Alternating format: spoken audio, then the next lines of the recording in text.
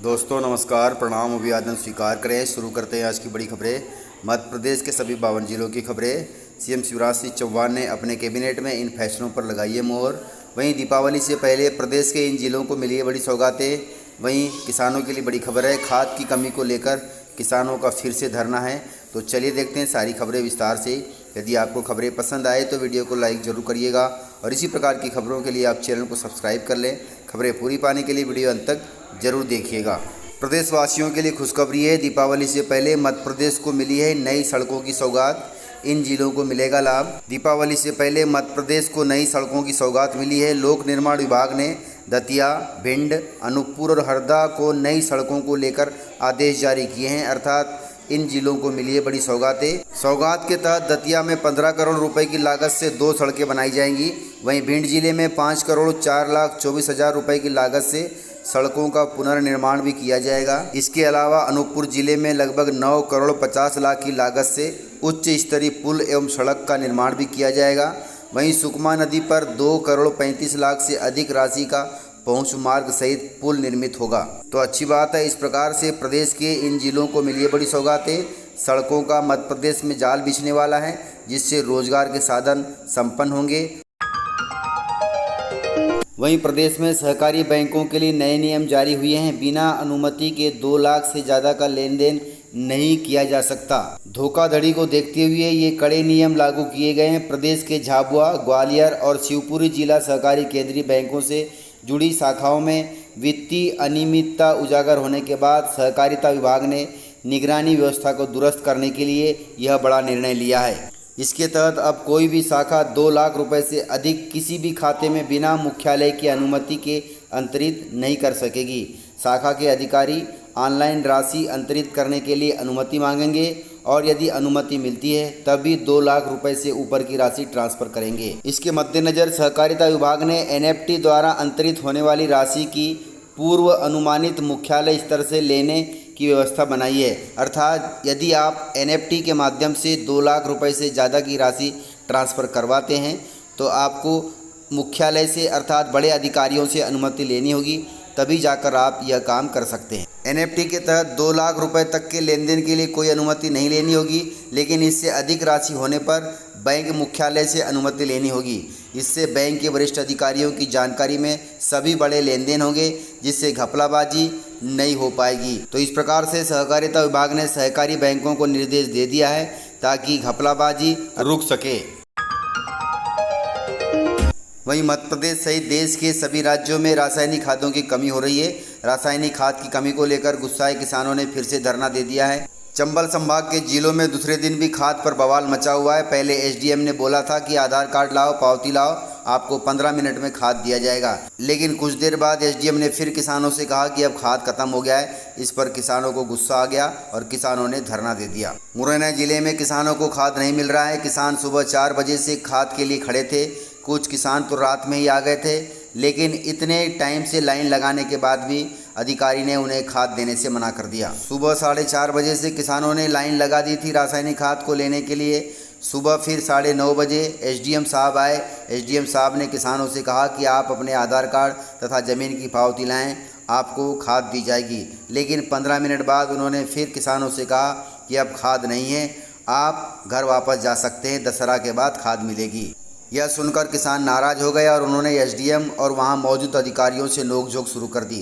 सरकार के खिलाफ मुर्दाबाद के नारे लगाए गए। इसके बाद कांग्रेस विधायक राकेश मावई जी सहित कांग्रेसी भी वहां पहुंच गए और उन्होंने किसानों का साथ दिया। किसानों के साथ धरने पर बैठ गए। धरना स्थल पर एसडीएम नरोत्तम भार्गव जी पहुंचे। उन्होंने किसानों को समझाया, तब जाकर किसान शांत हुए और धरना समाप्त हुआ। रासायनिक खाद को लेकर सबसे ज़्यादा आक्रोशित महिला किसान थी। यह महिलाएं सुबह से लाइन में लगी थी, लेकिन उनको खाद नहीं मिल पाया।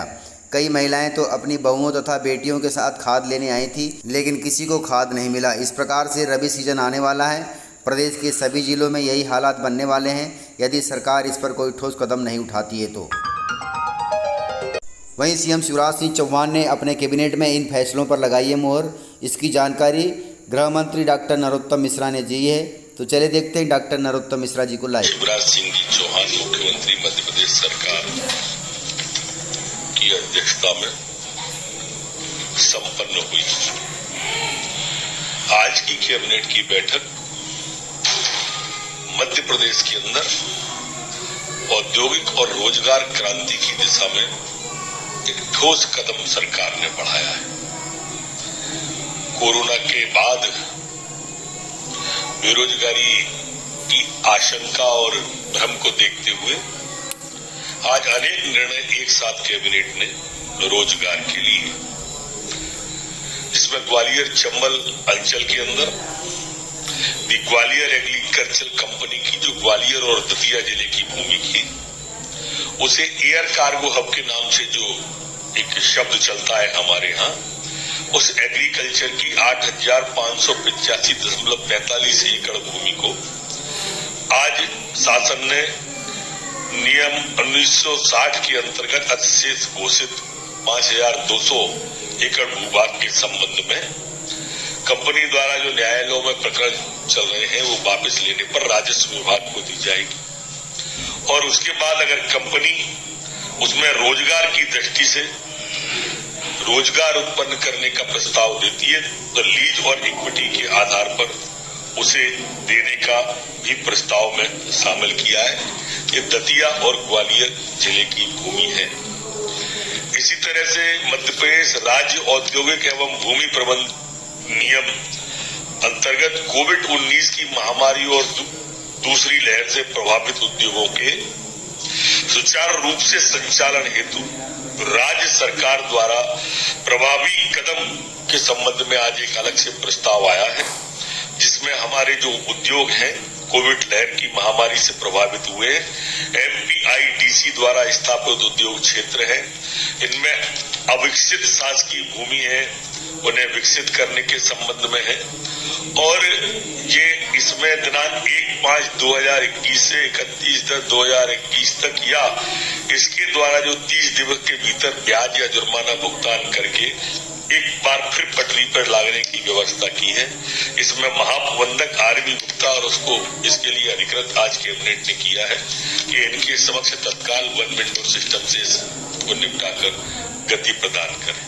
इसी तरह से आज खनिज के अंदर भूमि और खनकर्म हमारे खनिज विभाग के द्वारा प्रदेश के अंदर जो MOU खनिकर्म के निष्पादित किए जाने के लिए आज कैबिनेट के द्वारा मंजूरी दी गई है। इसमें चिन्हित ब्लॉकों को नीलाम किया जा सकेगा और सफल बोलीदार से इस कार्य में व्यय की पूर्ति हो सकेगी। खनिज राजस्व विभाग में नवीन खदान संचालन से रोजगार के अवसर भी पैदा होंगे। आज कैबिनेट के द्वारा आधुनिक उद्योगों की आवश्यकता की पूर्ति के लिए कौशल विकास रणनीति को दृष्टिगत रखते हुए अत्यधिक कुशल जनशक्ति के पूल बनाने की आवश्यकता को ध्यान में रखते हुए ADB के ऋण सहायत मध्य प्रदेश कौशल विकास परियोजना के अंतर्गत ग्लोबल स्किल पार्क की स्थापना के हेतु 319 पदों के निर्माण एवं 5 वर्ष के संचालन के लिए 125 करोड़ की ब्लॉक ग्रांट की वित्तीय प्रावधान प्रदान करने की अनुमति कैबिनेट के द्वारा दी गई है। आज कैबिनेट के अंदर जो हमारी ग्रीष्मकालीन मूंग जो मध्याह्न भोजन योजना के अंतर्गत आज सरकार ने निर्णय लिया है कि सार्वजनिक वितरण प्रणाली PDS के माध्यम से अब यह हितग्राहियों को प्रदान की जाएगी। एक बड़े निर्णय में आज मंत्रिपरिषद ने संस्कृति विभाग के अंतर्गत अटल बिहारी वाजपेयी स्मारक न्यास के गठन को मंजूरी दी है। ये न्यास ग्वालियर में गठन किया जाएगा और इस न्यायालय में हमारे युवाओं को नौनिहालों को राष्ट्र निर्माण एवं राष्ट्र के विकास के प्रति संवेदनशीलता जागरूकता प्रसार प्रसार करने हेतु आवश्यक प्रयास किए जाएंगे। इसमें माननीय अटल जी की भव्य प्रतिमा होगी, उनके जीवन चरित्र का प्रचार प्रसार होगा, प्रतिमा स्थल के आसपास जन सुविधाएं विकसित की जाएंगी। इन संस्थान के अंदर संचालन हेतु कार्यशाला सेमिनार शोध संगोष्ठी विज्ञान आदि के आयोजन लगातार चलते रहेंगे। इसमें लाइब्रेरी होगी, पुस्तकें होंगी, पुस्तकालय होगा, ये सारी व्यवस्था होगी, वाटर बॉडी होगी, कैंटीन होगी, पार्क होगा, ये सारा ये हमारे जो अटल बिहारी वाजपेयी स्मारक न्यास है उसके अंदर होगा। इसके अंदर हमारी जागरूकता प्रचार करने के लिए फिल्मों का संग्रहण, दृश्य श्रव्य मल्टीमीडिया, संग्रहालय, मुक्ताकाश मंच, ऑडिटोरियम सुविधाओं के सृजन भी किए जाने का आज तय किया है। हमारे न्यास के उद्देश्यों की पूर्ति के लिए भारत सरकार द्वारा भी शासकीय संगठकों और नीति निकायों व्यक्तियों से संपर्क, समन्वय और सहयोग स्थापित करने की इस विभाग में बात की गई है। ग्वालियर चंबल के लिए ये बहुत बड़ा कदम है।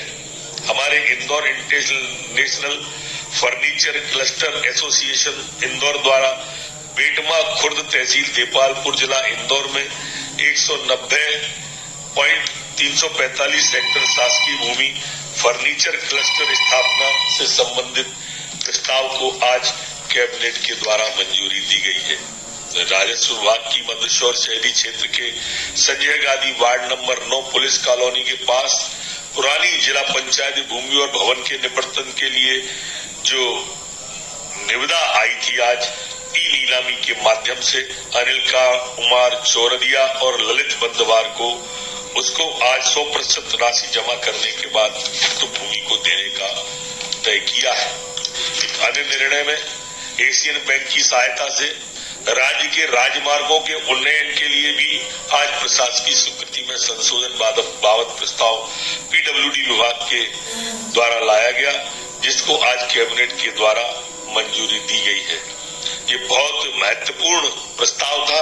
इसमें हमारी सड़क की जो चौड़ाई 5.5 मीटर थी, उसके स्थान पर अब 2 लेन 7 मीटर की चौड़ाई के प्रस्ताव अब लाए जाएंगे। ऐसी अनेक सड़कें हैं। 41 अन्य सड़क परियोजनाओं को एडीबी से पृथक कर अन्य योजनाओं की भी स्वीकृति आज दी गई है। हमारे 13 अनुबंधों पर कार्य प्रारंभ किया जा चुका है। 19 कार्य पर हमारे निविदा स्तर पर है और इसलिए सड़क के क्षेत्र में बरसात के बाद में जो स्थिति बनी थी, एकदम सरकार एक्शन मोड में आते हुए आज मुख्यमंत्री जी ने इन सड़कों को मंजूरी दी गई। एक अन्य विषय, आज मुख्यमंत्री जी ने खाद से संबंधित भी समीक्षा की और उन्होंने आश्वस्त किया है कि 2-3 दिन के अंदर रैक वहां से रवाना हो गई है। 2-3 दिन के अंदर खाद की पर्याप्त पूर्ति इस प्रदेश के अंदर हो जाएगी। किसान को घबराने की जरूरत नहीं है, सरकार पूरी तरह से किसान के साथ। तो इस प्रकार से जानकारियाँ थी। यदि आपको जानकारियाँ पसंद आई हो तो वीडियो को लाइक जरूर करिएगा और यदि आपने वीडियो पूरा देखा है तो उसके लिए बहुत बहुत धन्यवाद। वीडियो को ज़्यादा से ज़्यादा अपने दोस्तों में शेयर करें ताकि वे भी जानकारियों से अपडेट रहें और जानकारियों का लाभ ले सकें। तो आज के वीडियो में इतना ही। मिलते हैं सर अगले वीडियो के साथ, तब तक के लिए जय।